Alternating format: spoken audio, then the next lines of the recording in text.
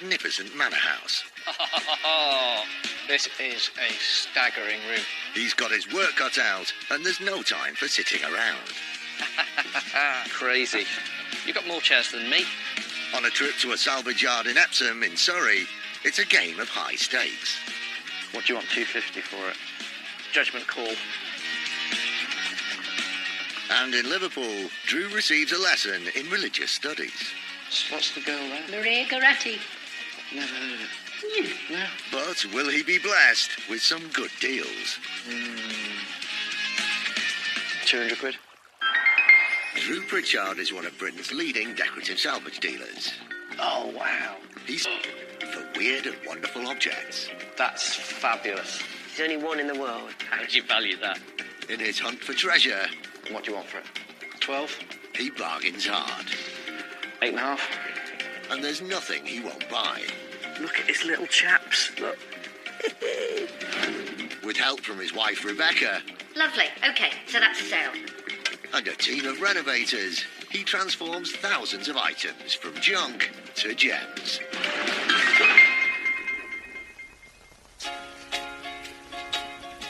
Drew Pritchard starting off the week at his base in Conwy, North Wales, updating wife Rebecca on his latest buys. Just come in. Just come in. Rattan, 1960s. Yeah. The single sort of lower tier. 495. 495. Yeah. Back out on the road. To ease them into the week, it's a relatively short journey. Less than an hour's drive to the village of Thornton Hough in Cheshire. They're visiting a manor house that doubles as an antique showroom. We're off to Thornton Manor. This is a big old country house. Used to be owned by Lord Leverhulme. He built it. It's owned now by a retired antique dealer who still does a bit on the side. So there's an awful lot here for sale. In 1891, Lord Leverhulme bought the area of Thornton Hough. He created a model village here by building houses and amenities for his workers at his company Lever Brothers, which later became Unilever.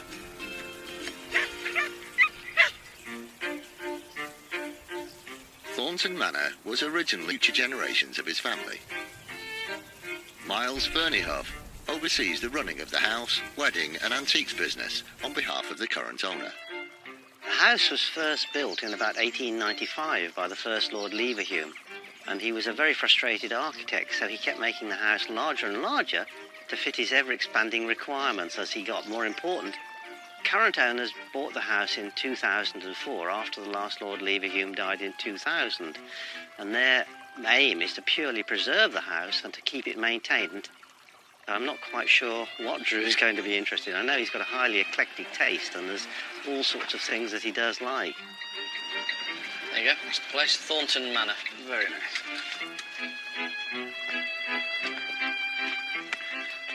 Good day. Let's go and have a look around. Okay.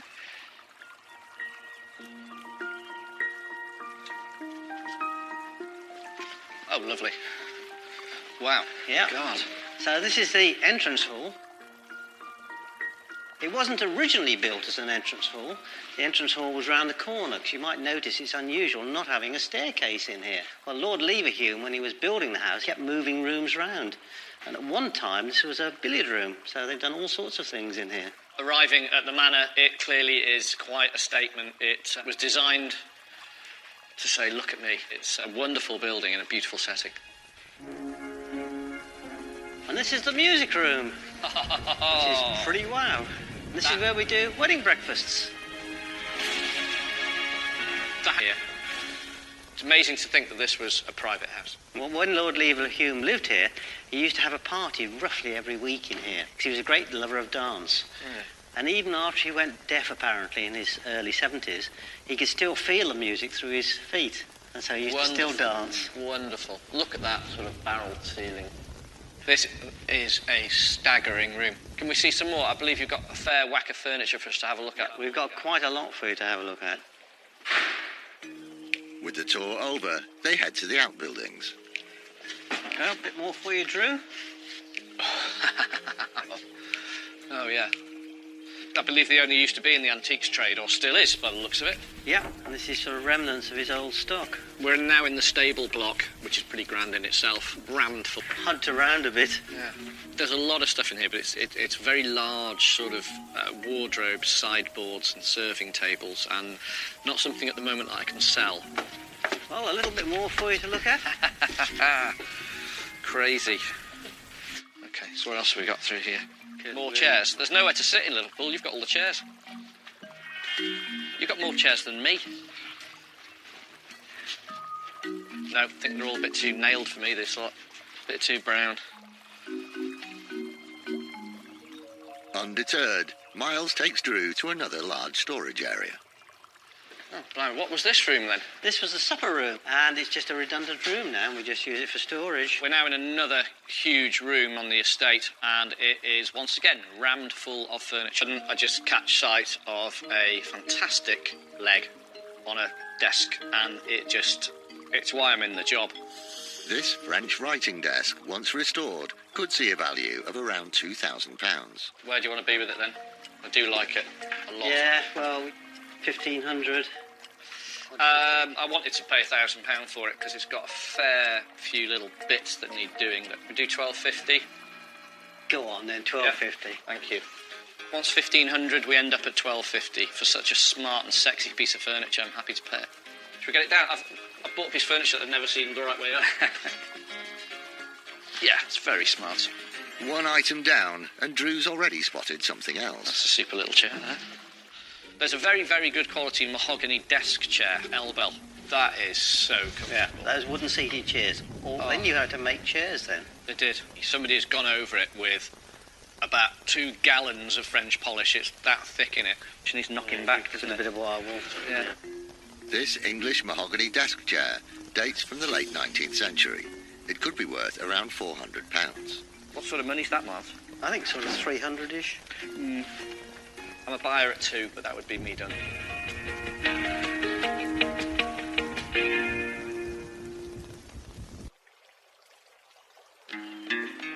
Salvage hunter Drew Pritchard is at the stunning Thornton Manor in Cheshire.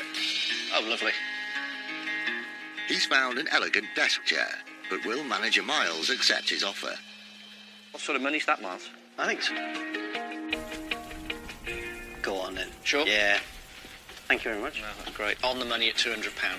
Very happy with that. There's a bit to be made on that. With some purchases now under his belt, there's one final area for Drew to see. It's where the owner's son runs his second-hand furniture business. Blimey, this is a bit of a departure, isn't it? There's bits in here that might turn you on, I don't know. Yeah. Most of the items we've got down here are from the sort of mid-century, everybody calls it, so 50s, 60s into the 70s. And what it all has is perfect, clean lines, excellent design as a principle, and very, very stylish. Oh, this is great stuff. Really like it. Really like it. Yeah, it's got a bulb in it, I think, so A little bit of light it up. damage to it. A little bit of damage around the A block. little bit of damage. This illuminated globe was made by George Philip and Son in London. Founded in 1834, they specialised in maps and atlases. Once rewired, this 1980s globe could have a value of around £350. Cost the earth, that. You just get a day with him. Yeah. What would that? How much would that be? I think John is looking for about 200 for that. 200. Do 180. Yeah. Right. Well, that. Okay. The globe is something we always buy. People just like them, and it's an illuminated one, which makes it just that little bit better for your kids' room and whatever. Really like the look of this as well. Yeah, it's quite good, that, isn't it? Yeah, it's funky, Very isn't it? sort of retro. Brass and then chromed pendant light. Really stylish. Big, but not too big that you can't use it in your own home. Look mega in a restaurant as a centrepiece. This 1970s chrome light is made up of 10 globe pendants. Once rewired, it could have a value of around £1,000. Funky thing. I think they're asking about 700 for that. Yeah. Can it be 4-ish? 4.5.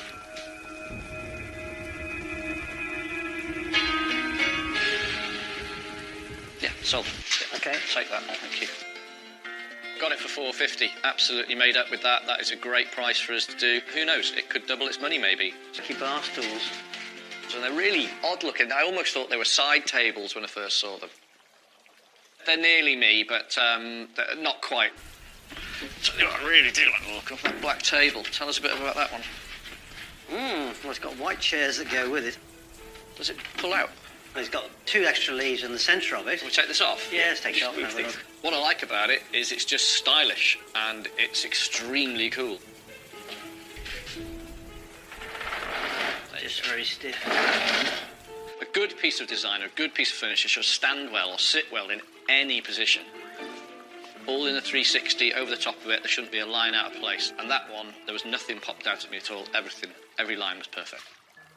These chairs and table were created by Finnish designer Eero ball chair. Produced for Swedish furniture manufacturer Asko, this dining set is known as Flamingo and could have a value of around £1,500. So where do you want to be with the chairs? $6.50. 6, can we do 6? Yeah. Yeah? Great, sold. I'll have that. Thank you very much. Looks the part. It looks like it's from the 70s. Could have been designed in the late 60s, I don't know, but when it comes to stuff like that, it's all about the look.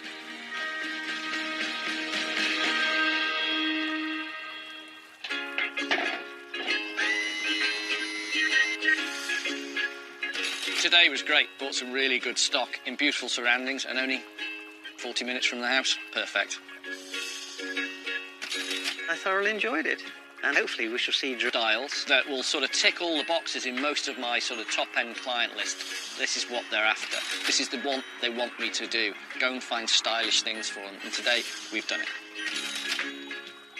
Miles, thank you very much. Thank you very much for coming. Appreciate Lovely to see you again. Thank you. Nice Fantastic. to meet you. Great. I'll be Thanks a back. lot. Okay, good. Thanks. See ya. Bye.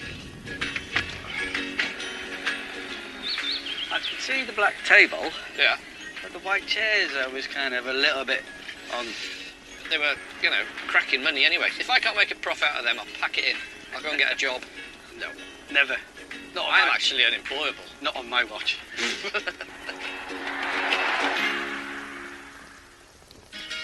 With a full van, they arrive back in Conway.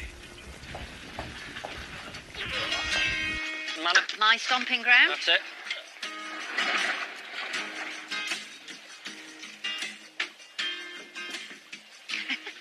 Cool, huh? Yes. The white and black chairs with that amazingly cool table. Adored it. Just really, really classy look. Gav. Gavin. Desk chair. Superb quality. Love the legs.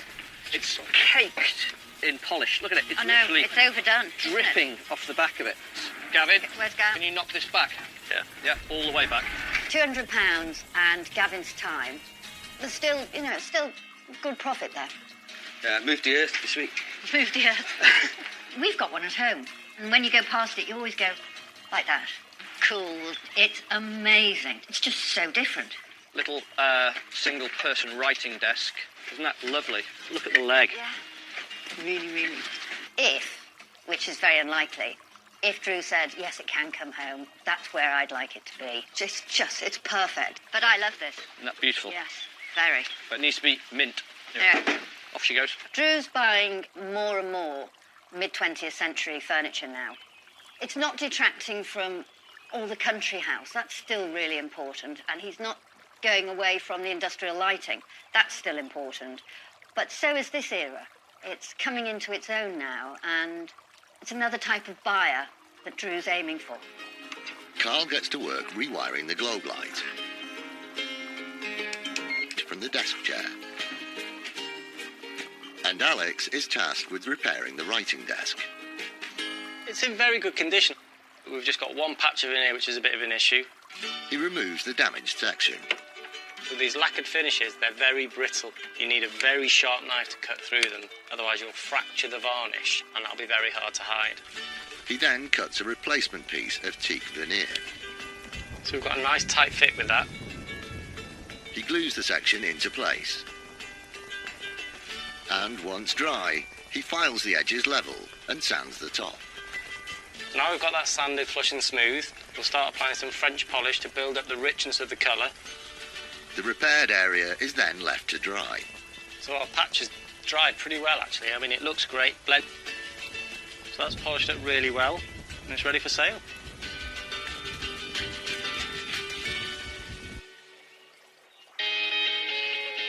Drew and T are off to Epsom in Surrey, a 4-hour drive from Conwy, to pay a call to an architectural salvage site. We're going to go and see Tony Smith, Smith's Architectural.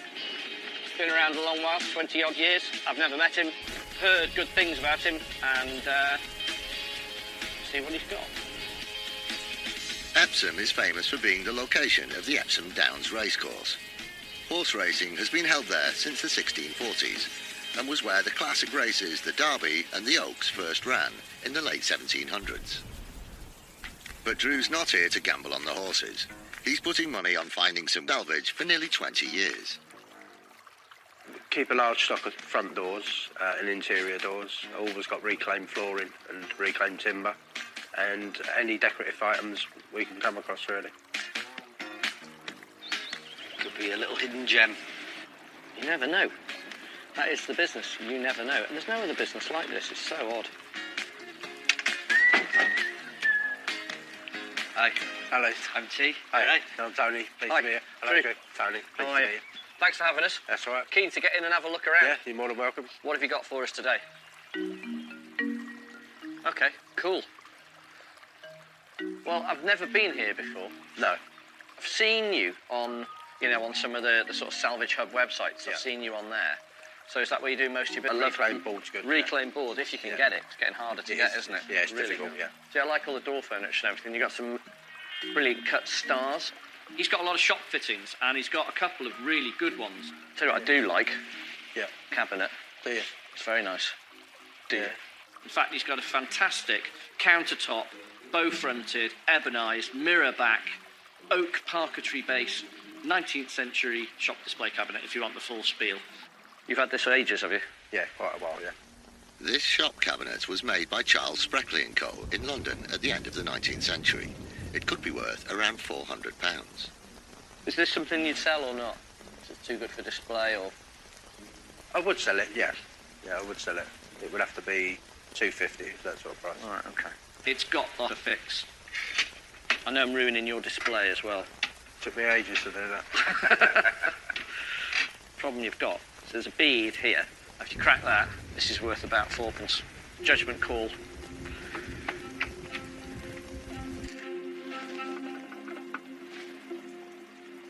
What do you want, 250 for it?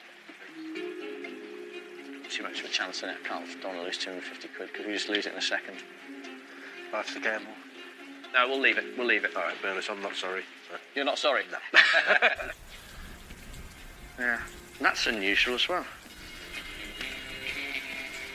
I've never seen that before. What is it? That came Oh, off God. the- Where did it come from, sorry? It came from an estate near Guildford. And all of a sudden I spot something that immediately really piques me, sort of reformed Gothic manner. Yeah. Strange one, isn't it? Yeah. This is a very beautiful thing. It's also probably a one-off. That needs to be put, you need to see that out in the open, really, don't you, on its own, all cleaned up to really sort of get the whole It is a effect. nice thing with a little bit of work on it. Yeah. It's quite naive in its construction. It's beautifully made. The proportions are oversized. It's tall. It's slightly menacing. But when you stand back and look at this piece, it has a real presence, and it's a superb and proper, real good-looking antique. It's got one of the spikes missing on one. Where? You see? Oh, down there. The piece has some, what they're called in the antiques sort of auction parley, which is damages and losses. So it has got some minor damage, but it's minor. Not seen one of those before. It's such a strange one. Weird. This wrought iron fireguard was made at the end of the 18th century. It could be worth around £700. What are you asking for that? 250.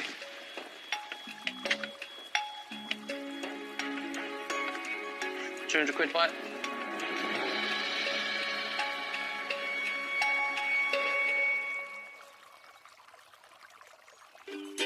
And antiques dealer Drew Pritchard is at Smith's Architectural Salvage in Epsom, in Surrey. I've never seen that before. What is it?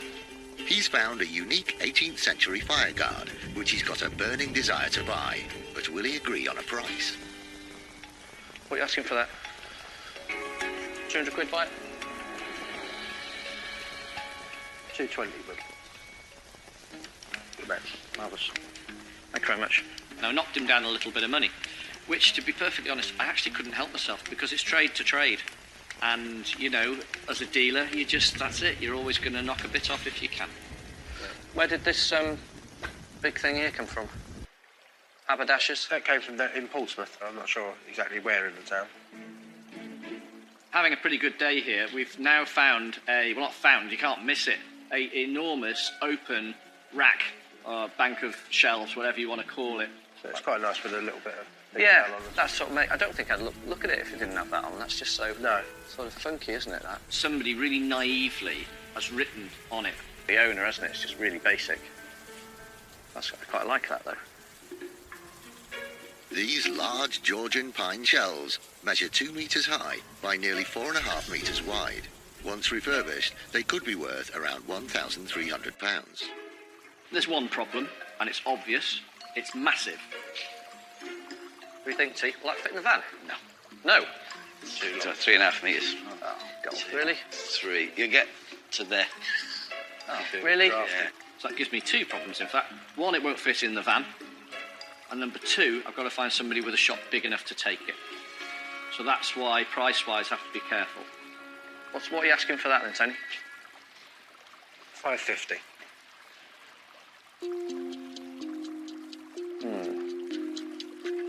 400? 450.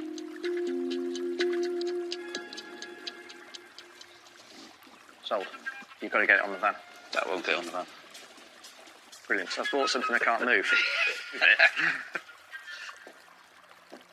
What about, how much is the Wernicke? Globe Wernicke was first established in 1899 and went on to have factories in the US, Canada and Europe. They were the main maker of this type of stacking bookcase and known for their quality craftsmanship. This example could have a value of around £200. 65. 65 quid. Is it all right? Nothing wrong with it? No, nothing wrong with it. A really common piece of furniture, well, in our world anyway, are the Globe Wernicke type bookcases. Now, these are a stacking, and we'll just take it, wipe its face and put it in the shop because it's the size that we can sell to anybody. So you can sort of see the sort of things I'm after. Yeah. So is there any more like that? Do those would be of interest, the trestles? Or do you use them? Do use them, but yeah, we use them. Do you? These cast iron trestles would have originally been used as supports for workbenches. In their current condition, they could be worth around £200 a pair. But converted into a table, they'd be worth considerably more. What sort of money would you want for them if you were to sell them? £100 a pair. And there's 3 pairs. There's another pair by the door. Is there? All the same as that? I think they're probably a little bit newer. Not been new. Well, say yes to those 2 and we'll have a look at the other ones. I'm buying them at that money all day long. They're very desirable. Tony's a bit of a diamond geezer. I really liked him. He's been more than accommodating with us today. He's been great fun. He's clearly buying interesting things. And if he's picking stuff up like this, he's getting into interesting places as well. Nice to meet everybody. Drew was very good, very fair. T's good fun. Yeah, it's very good. Enjoy it. Very enjoyable. I have regular places that I will go to month on month, week on week, year on year, and now this is one as well. It's definitely now on the list. It has to be. I'd be a fool not to. T's come up with a plan to move the shelves. Just going to get the shelves. No. I'm going to get a shipper in to move them for us. Thank you very much. That's right, anytime. Nice and tight. You enjoying the British summertime? Yeah, it's lovely. Nice, isn't it? Yeah. It's always nice.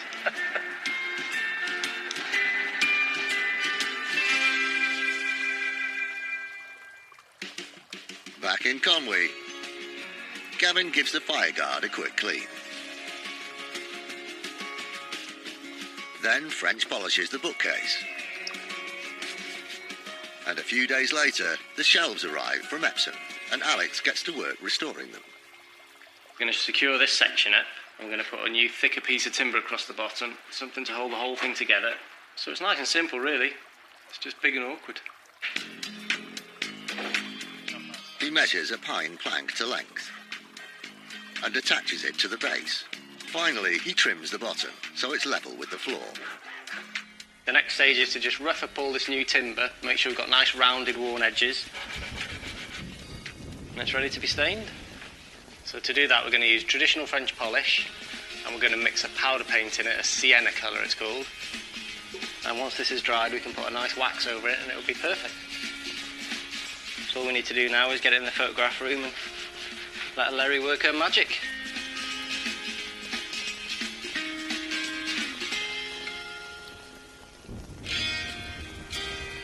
Drew and T are driving just over an hour to Liverpool.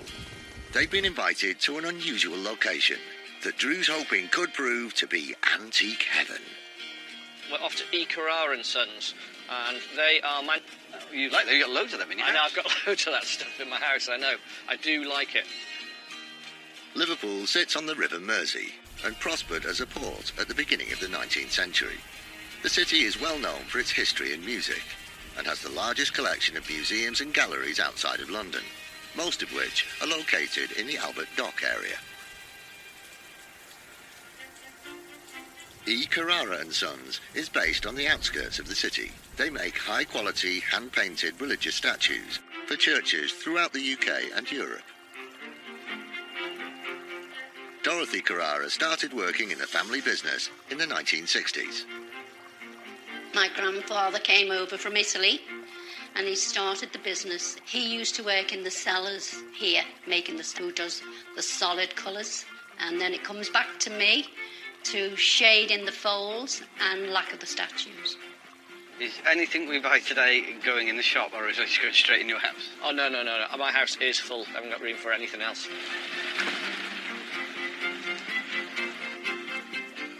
Hello. Hello. How you doing? I'm fine, thanks. Dorothy. Drew. Yes. Drew, nice to meet you. Thank you. Hi, And- I'm T. You all right? Hi, T. How are you Yeah, doing? fine. Thanks for having us here today. You're welcome. Can we have the full Yeah, tour? you certainly can. Thank Come you. on. This is where they make the plaster statues. Wow. So how long have you guys been here then? Since 1922 in Liverpool. Blimey, you've got to love that. The small family businesses, niche products, doing it themselves, handed down, wonderful. But it just looks and smells amazing. That's plaster, isn't it? This is what happens if people break a statue Yeah. and it can't really be repaired. We'll cut off the hands. Or we'll cut off the head. Really? Yeah. And then if a statue comes in, these hands may be suitable for, we do a transplant. So you're a surgeon. Put the hands on or a head on. And there's wonderful moulds and this, that and the other. I really, really like this place. Oh my, look at that. So this is sort of a showroom? Yes. Because I live in an old chapel. All right. So I sort of collect these things. Do you have an A Jesus and a B Jesus? No, that is a Montmartre because of the arms outstretched. Okay. And the ordinary, we just call a Sacred Heart. Hands out like that, but stood and fully clothed. What would that be? The Risen Christ. The risen Christ. What is that? A cardinal then? Yeah. Up there? Cardinal Newman. What's the girl there? Maria Goretti. She was an Italian saint. Never heard of it. Yeah. Dorothy's giving me a bit of a hard time about not knowing my saints. I think I'm probably down with the sinners, so I'll learn something today and get told off. Oh, blimey, look at this. You like? Yes, I do. What are all these in here for? Why are they in here? There's nowhere else to put them. Quite like. That one's an infant of Prague. So what's that, like 50s or something? Before that. Really? One of the little statues has really caught my eye. It's just a cute little Statue. It depicts Jesus as a child in the guise of a king. According to legend, the statue was modelled by a friar after he saw the Holy Infant in a vision. In this condition, it could have a value of around £150. So what would you sell this? If somebody wanted that, but they mostly go on this newer version. Really? Well, I like it. All right. I like that one. Okay. That's nice. I like that. That's a nice. Look at that. Oh, the base as well. Yeah, that's probably from the latter part of the 19th century, 1880s, 1890s, somewhere around there. Would have probably had a small bird, single bird displayed in it. Glass domes were common in the Victorian period for displaying clocks and taxidermy. Once cleaned, it could be worth around £150. We're in the right place to ask him, aren't we? I don't know. For that one, See, I'm not well up on these things. 50 quid.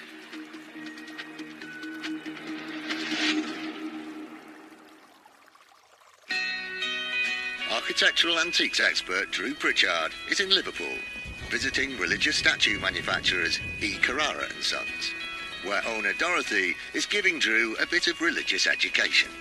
What, is that a cardinal then? Yeah. Up there? Cardinal Newman. And he's praying for a good deal on a glass dome he's found. See, I'm not well up on these things. 50 quid. 50 quid. Go on. Small glass display dome is something I always buy whenever I can find them. They just look good, empty. You can put things in if you like, but they look good anyway. The other thing is this red box there. I think it's a tabernacle. It's a tabernacle. It looks like it's from the sort of 20s. It's just a very nice piece for setting into a wall. You could use it as a safe. Do you have any more of these? No. They're called gabajons. But the door's really rather beautiful, isn't it? See? Yeah. See, I don't take much notice, to be honest with you. It's lovely. Just a very nice decorative item. Even the key's decorative, right? A tabernacle. Yes. What would That's you keep? normally the hosts are kept in there. The host, what's that? Holy Communion. Oh, no, the host. Holy Communion. Once restored, it could be worth around £300. Would you want to sell it? Yeah, probably, but I wouldn't know how much. 200 quid. What I'll do, I will phone my brother Yeah. and ask him about this. Okay. Let's go and see some more then. But Okay. we'll come back to that one. In you come. Oh my word, look at this. We're in another storage room and there's lots more corpus and crosses and huge figures. And there's also a funky pair of cast iron winged angels holding little candlesticks. I think they're, again, they're sort of kitschy cool. How old are these? Oh, they are very, very old. Could have a value of around £400 per pair. What are they worth? £200? As I say, I'll ring my brother up. Give them a call. Yeah. Ask. I'd be keen to buy them. Mm. There's another one up there. Actually, no, there's a pair up there. So I'd be interested in those as well, and I'd pay the same for those. And then there's this big blue plaque. Yeah, that's the death of St. Joseph. It's a wood carving. Yeah. I think it's got a bit of age to it, actually. That looks 19th century to me. It really does, or even earlier. This wooden relief depicts St. Joseph, Jesus' father, alongside Jesus, Mary and an angel. This plaque could be worth around £500.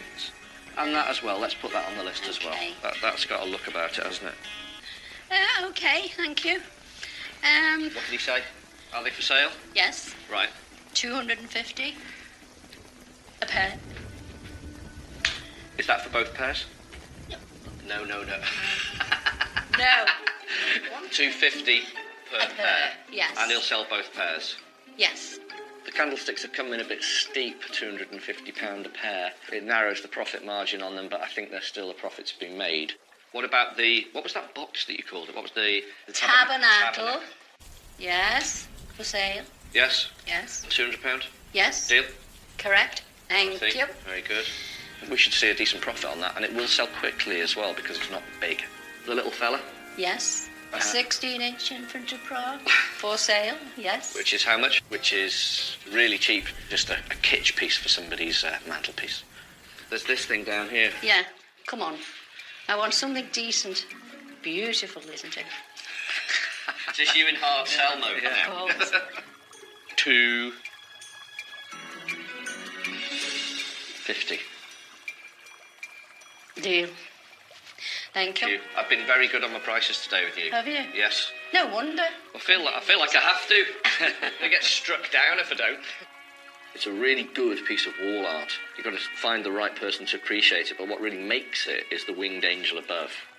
That really sets it apart. Drew's found some amazing objects, and it isn't over yet. Oh, look at this! Wow! No, I think the caterpillars were tidier than this. It's really quite beautiful en masse, isn't it? It's lovely. John Fisher, John Fisher, who's he? a saint. A saint. You're learning a lot about saints still. I feel like I'm back in school getting told off by my gran. Another room of saints. Yes. And a couple of sinners. Yeah. See, there's an arm there on its own. And some heads. These heads. That's what I told you. Oh, look at those. You cut his head off. This is what we do. Transplants. Those. He's got glass eyes. They have. That looks like a head of St. Jude. There's a single hand which is just slightly larger than mine, so it's life-size. And then the counts. Then it'll all make sense. Alas, poor Yorick. I knew it well. This selection of heads and hands, once restored and mounted, could be worth around £400. Okay, so what would you want for these? What would you normally sell them for? For say 20 each. Come on now. No, I'll give you 100 quid for the three, actually. All right. That's fairer, I think, to be Okay. honest with you. I think Dorothy came in at £60, which is way too cheap. I'll give her £100 for them. I'm really pleased with those. Those, for me, are really the buy of the day.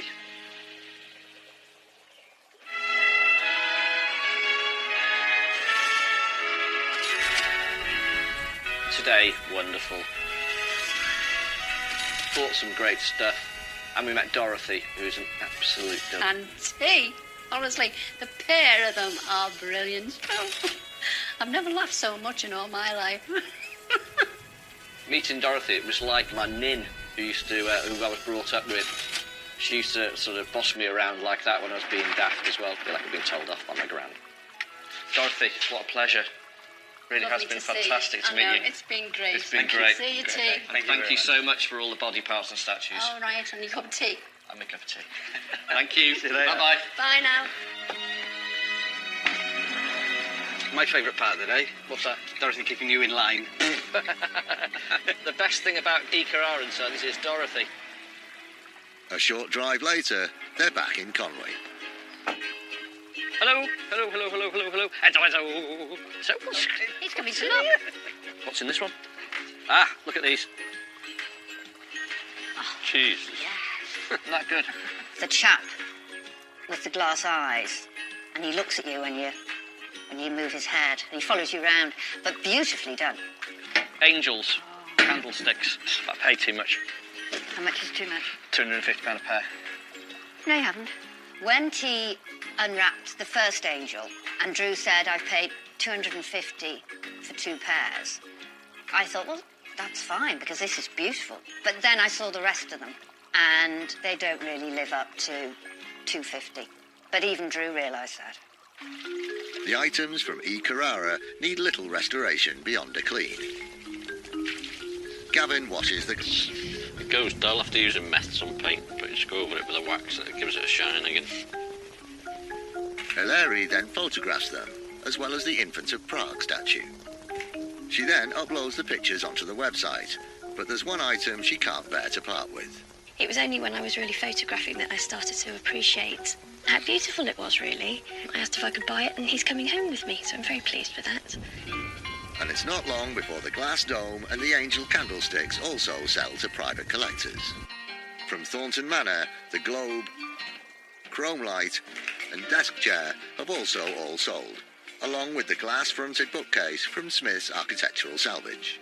The Fireguard, I love it. It's a real gem, and I took it home and just tried it. I think the value on it will increase, and I just can't bear to get rid of it just now.